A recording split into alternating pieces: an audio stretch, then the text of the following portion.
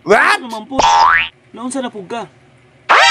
Kamong tanan nga makapati sa akong giwalay karon. Ako mong sultihan nga ang yawa doon ay pagtulunan.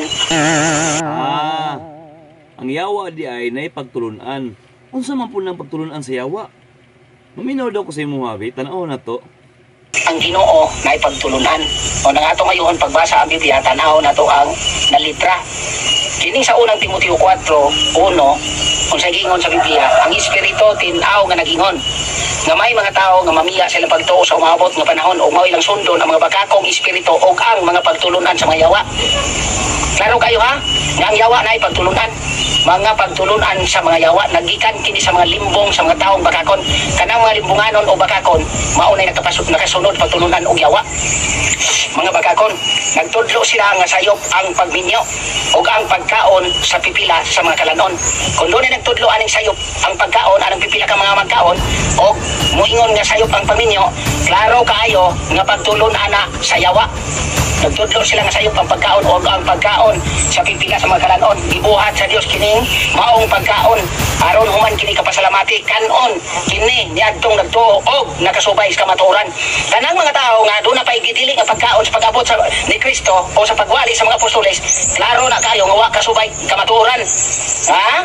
Kay ang tanang gibuhat sa Dios maayo angay dawaton og walay isalikway bisan usa tananana. Bisan usa kay ang pulong sa Dios ug ang mga pagampo maoy nakapabalaan ini. Nang klaro kaya ang sulti sa Biblia, dili ni sulti sa mga propeta, sulti ni Apostol Pablo. Kang Pablo nang istorya mo nang ingon siya sa Galacia 1:8, bisan kun kami ug usa ka anghel gikan sa langit nga magwali kanyang ebanghelyo nga lahi sa among giwali, ipatunglo sila. Okay mga kalasig, karato ang subayon ang iyang gigamit nga mga verse mga kalasig, no?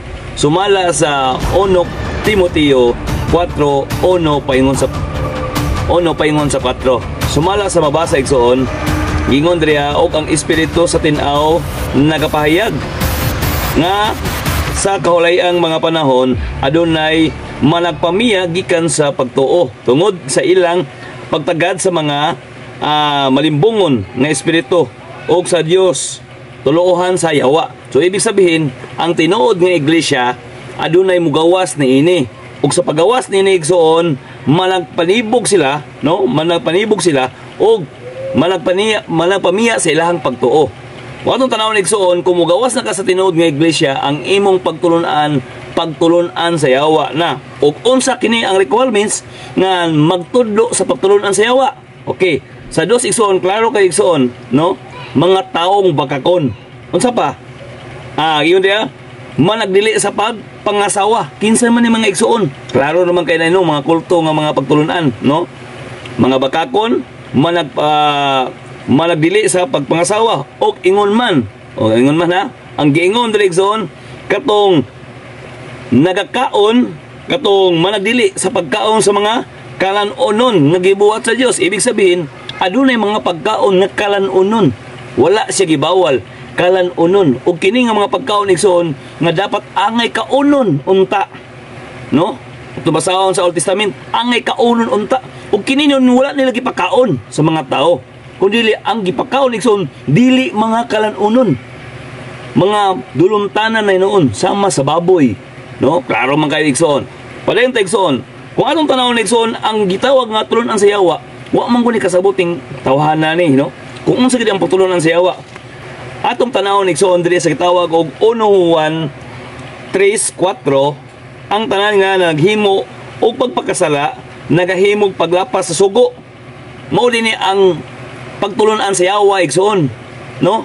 Ang paglapas daw sa ang pagbuhat o pagpakasala mao ni ang nagpaglapas sa sugo. So ang Dios igsoon adunay sugo. Okay. Giingon diri igsoon sa 1 Juan 3:4. Ingon diri ang tanan nga nagahimog pagpakasala nagahimog paglapas sa sugo. Ibig sabihin ang Dios naghatag og sugo kung mulapas ka nini makasala ka. So ibig sabihin ikaw ang anak sa yawa. Ngano man si Jesus Christ naglapas day? Wala man, no, wala. Mateo 5:17 paingon sa 19, wala ko miyan ni alang sa pagbungkag kundi niyan ni sa pagtuman, no? So ang timay lang daigsoon nga ikaw makasala kung ikaw mulapas sa sugo. kung dito tayo igsoon diri sa niingon diri igsoon sa 1 Juan 3:8, ang pagkahimog pagpakasala iya sa yawa, kay ang yawa nagapakasala man sukad pa sa sinugdanan. Ibig sabihin, sa sinugdanan pa lang yun sa creation na nang yawa, siya nagbuhat og siya ang sinugdanan sa pagpakasala. Ingon diri ang hinungdan nganong gipadayag ang anak sa Dios mo kini aron sa paglaglag sa mga binuhatan sa yawa. So, ibig sabihin igsoon, ang mga anak ni sa yawa nagsupak sa kasuguan o kining mga tao karon nga nagatuo sa mga pagtulunan nga wala gid na mao mo ni mga anak sa yawa. So, karon klaro kayo nga kini mga bakakon nga mga pagtulunan sakpan na igsoon. So, I hope ani igsoon nga inyong masabtan kung kinsa ang mga anak sa yawa. Ano? I love